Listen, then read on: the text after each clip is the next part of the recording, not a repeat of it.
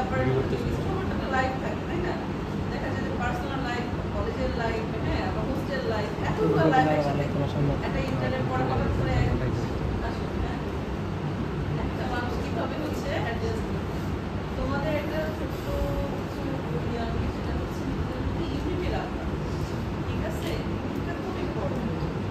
Friendship জায়গা, friendship এই বয়সে ফ্রেন্ডশিপ হয় কিনা, কিন্তু যখন যার সাথে আসবো চেষ্টা করবা যে একটা গ্রুপ হিসেবে, একটা ইউনিট হিসেবে চিন্তা করা, একটার সাথে আরেকটু হেল্পফুল হবা।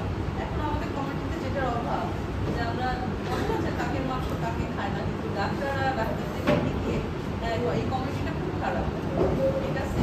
যখন দিন যাবে এটা একটা বিচার তোমাদের যেটা হচ্ছে যে যখন দিন যাবে তত ডিভিশন বাড়বে। দেখো তোমরা যখন ফার্স্ট কার্ড দিলা তার আগে তো তোমরা সবাই এক ছিল, তোমরা জানতা না তোমাদের মধ্যে করা কে ভালো, কে হচ্ছে যে এটাতে ঠিক আছে কিরকম পারফর্ম করবে। যত দিন যাবে তত ডিভিশন হবে, ঠিক আছে? যখন এখানে এমবিবিএস পাস করবা তখন মনে হবে যে সার্ভে গেল